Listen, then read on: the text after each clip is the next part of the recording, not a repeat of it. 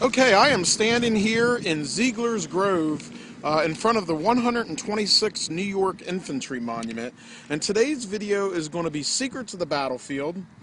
And what we're going to talk about is a marker that's on the ground near this monument. Now, when many people come to this area, or have in the past, and of course today there is no more Cyclorama Center, which used to sit right here, but in the past it was one of the main parts of the Visitor Center complex. And of course, during the Battle of Gettysburg in 1863, this was Ziegler's Grove. There was a grove of trees here, which they're going to replant again. In the year 1893, the chief engineer, Colonel E.B. Cope, came to Gettysburg, and his job was to establish a meridian line for surveying the Gettysburg battlefield, which at that time was under the Gettysburg Memorial Battlefield Association and not the National Park Service. He was to establish a meridian line for surveying the battlefield so that maps could be created where they could show where different regiments fought. And this little marker here that sits just near the monument right here is one of the original meridian markers that were put here by Colonel E.B. Hope. It was also E.B. Hope 2 years later that would be the designer of 5 metal observation towers that once sat on the Gettysburg battlefield, 3 which still exist today, and that would be the Oak Ridge, the Longstreet, and the Culp's Hill Tower, which we all did videos on. There were 2 more towers. One was on East Cemetery Hill, and the other one was on Big Round Top, which we also did a Secret to the Battlefield video tour of Little Round Top and showed you where that tower once stood. So this is the Cope Meridian marker here next to the 126th New York Infantry Monument on Secrets of the Battlefield on Gettysburg Battlefield Facebook. Hey, I'm here on Stevens Knoll here, and I'm at the battery of the Stevens Battery Monument, and one of the questions I get asked the most is who sustained the most wounds at the Battle of Gettysburg. And the answer to that question was a man named John F. Chase, who is a cannoneer in Stevens Battery under the command of Greenleaf T. Stevens. Here at the Battle of Gettysburg, not only did he receive the most wounds at the Battle of Gettysburg, but he received the most wounds in any one battle in the Civil War. He was wounded 48 times here at the Battle of Gettysburg, standing here in this position, and actually more specifically nearby where this boulder is on the ground. Thus the reason it's marked by a flag. This is actually named the Chase Rock, and it's going to be part of our Secrets of the Battlefield series. And John F. Chase was wounded 48 times at the Battle of Gettysburg. It cost him his left eye and his right arm. He also would be later awarded the Congressional Medal of Honor for his actions at Chancellorsville, but he was wounded here 48 times.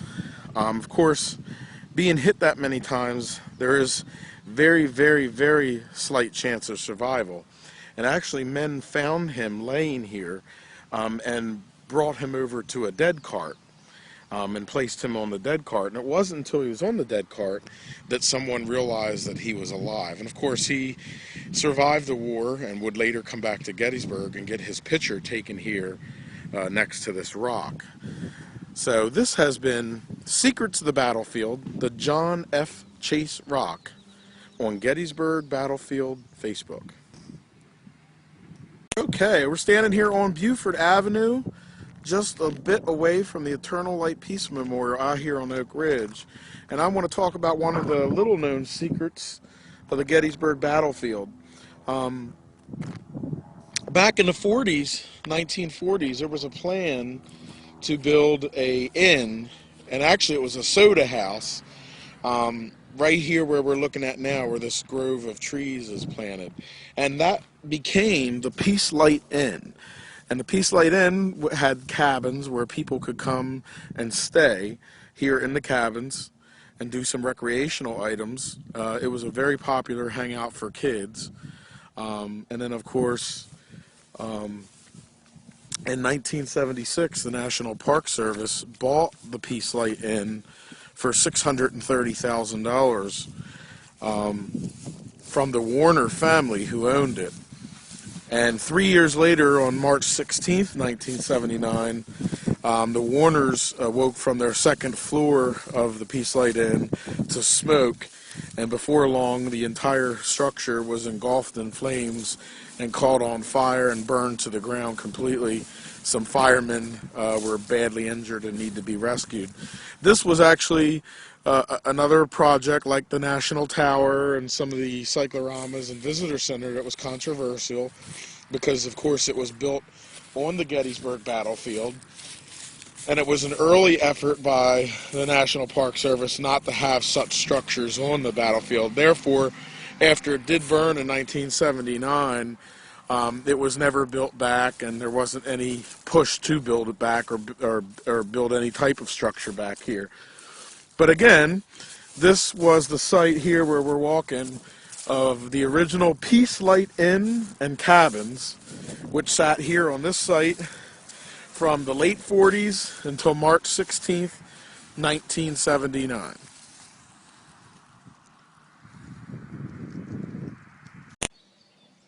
Okay, we are standing here at the wounding spot of General Paul Jones Sims. He was born on June 4th, 1815. Now, on July 2nd, 1863, he was leading his brigade, which consisted of the 10th, 50th, 51st, and 53rd Georgia, right here in this west area of the wheat field, when he was struck in the thigh and mortally wounded. Now, during the Civil War, General Sims carried a tourniquet with him. He self-applied that tourniquet so that he would not bleed to death here on the field. Now, a couple men from his brigade found him laying on the ground. And just recently, just before that, a U.S. flag had been captured. They used the U.S. flag to make a litter. And that's what they carried him from the field to an ambulance. Now, that ambulance was taken from here down to Martinsburg, Virginia. And of course, Martinsburg, you may think, is West Virginia, but in the year of 1863, West Virginia was not a state, and Martinsburg was in the state of Virginia. He was taken down to Martinsburg, Virginia, and there he lingered on for 8 more days. Now, on the 9th, on July the 9th, he wrote his wife a letter stating that, he thought he was going to survive his wounds. Little did he know the next day he would pass away. Now, on July the 10th, just a few minutes before he passed away, he was with a news correspondent, and some of his last words were, "I do consider it a privilege to die for my country." And of course, his country being the Confederate States of America. He was from Georgia originally. He is buried in Columbia, Georgia today. Now, this spot where he was mortally wounded right here is just west of the wheat field, and it's right where Dieterbrand Avenue begins. So if you come around the Rose Farm, which is right there in the distance, up the road here, when you get to Dieterbrand Avenue, you'll see these 2 boulders sitting right here, and that is the mortally wounding spot of General Paul Jones Sims, who died on July the 10th, 1863 in Martinsburg, Virginia. A man that was behind him in the fight, Captain George Hiller of the 9th Georgia Infantry, was an eyewitness to this spot where he was mortally wounded. So these 2 rocks right here, these 2 boulders where he was struck down, were popularized by an early park guide from the 60s and 70s, who was actually a neighbor of mine. His name was Colonel Jacob Sheeds. He lived on North Stratton Street, where I live. And Colonel Sheeds always called these the Semmes boulders, so they are regarded today by historians, battlefield guides, National Park Service as the Semmes boulders, marking the spot where General Paul Jones Semmes was mortally wounded. So this has been the story on General Paul Jones Semmes and the Semmes wounding spot, the Semmes boulders, on Gettysburg Battlefield Facebook. Okay, I am standing here in front of the marker for the Army of Northern Virginia Hills Corps Heath Division Archers Brigade. The 5th Battalion, 13th Alabama, 1st, 7th, and 14th Tennessee Infantry. And today's video is going to be about some earthworks, the remaining earthworks from this particular brigade. Are a little hard to see, but the remnants of them are basically where this line of trees sits here. And if you look at the ground, it slopes upward. And as we move over here, this little slope that these trees sit on right here and go up like this is the remaining earthworks of that particular brigade from July 1st, 1863. As Archer's Brigade made their way from the first day's battle over near the Herbst Woods into this area here. And again, this particular brigade is also probably the brigade that was responsible for firing the fatal shot that killed John F. Reynolds. And you can go back on our video series, Forward, for God's Sake, Forward, John F. Reynolds at Gettysburg. After that first day's action, that particular brigade moved into this area where they began building fortifications and earthworks for the second and third day here at Gettysburg. And this is the remnants of those Confederate earthworks here along West Confederate Avenue on Gettysburg Battlefield Facebook. Okay, I am standing here in front of the 20th Indiana Monument, and we're kind of in an area that's in the middle of a lot of different areas. Over here, we have the loop area. In this direction behind this set of trees is the wheat field. I just did a video on the 5th New Hampshire Colonel Cross Rock, so I'll actually post this video afterwards so you kind of have a point of reference where you're at. And then of course in here is Big and Little Round Top here. Devil's Den would be here, and then the triangular field in this distance. So as you come up from the top of Devil's Den, Sharpshooter's Pen, you make your way out to this road here, you come to this intersection and make a left, and here stands the 20th Indiana. The 20th Indiana was in the middle of the protection of this area here on July 2nd, 1863 in Longstreet's assault. And they were commanded by a man named Colonel John Wheeler, who was killed nearby. Now, when you go to the 20th Indiana Monument, and this is a video, not necessarily on the monument, but rock secret of the battlefield. When you go to this monument, it's very basic and very simple. 20th Indiana, 20th Regiment, has the Corps insignia on the monument. And you have to excuse me again, I don't have no notes. I'm kind of going noteless today. 20th Regiment Indiana Volunteers, July 2nd, 1863, Colonel John Wheeler killed nearby. And that is it. If you go around the rest of this monument, there's nothing. The only thing that shows out on this monument is the maker's mark on the side, but everything else is blank. So basically it says 20th Indiana, has the Corps insignia, and then it says Colonel Wheeler killed nearby. Nearby is actually a location that is known by some, not by many, and that would be this rock here behind it. This is what we've nicknamed the Wheeler Rock, because this is the rock where Colonel Wheeler was thought to have been killed here on July 2nd, 1863, not far from where his monument today stands. So if you come to the Gettysburg Battlefield and you want to do something really neat, you can put a little American flag or Indiana state flag here near this rock. And again, I'll take a video positioning from the Wheeler Rock, which we're standing on right here, we're standing next to, and the 20th Indiana Monument just across the road. This has been the Wheeler Rock on Gettysburg Battlefield Facebook. Okay, we're standing here on the heights overlooking in front of us the triangular field and beyond Devil's Den and Little Round Top.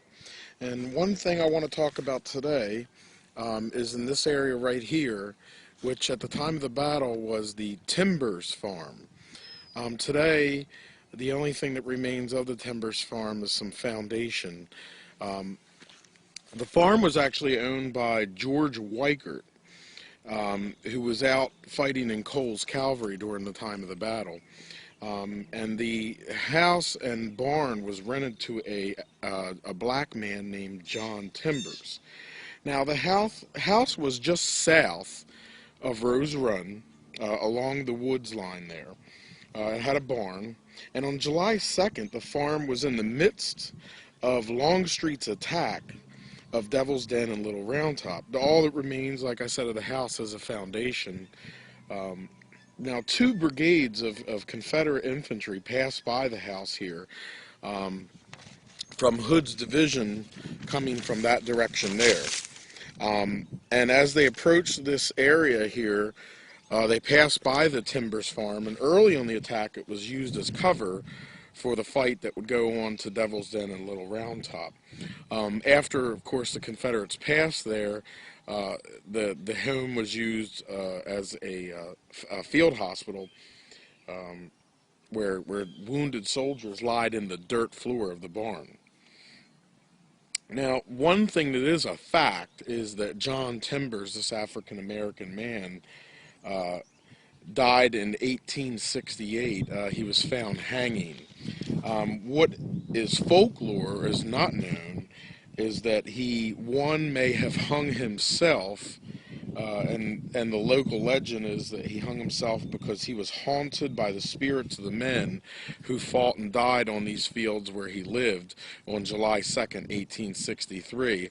A second piece of folklore that's never been proven is that he may have been a victim of a lynching.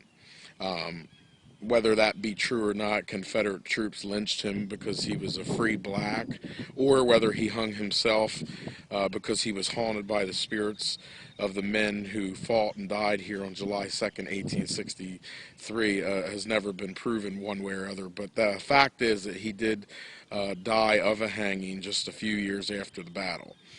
Again, this is the site of the Timbers Farm that sat here in front of us, just behind the triangular field area, and then of course behind that Devil's Den and Little Round Top. And the fighting that took place here on Longstreet's assault on July 2nd, where two brigades passed by this farm on their way to Little Round Top. This has been the John Timbers Farm on Gettysburg Battlefield Facebook.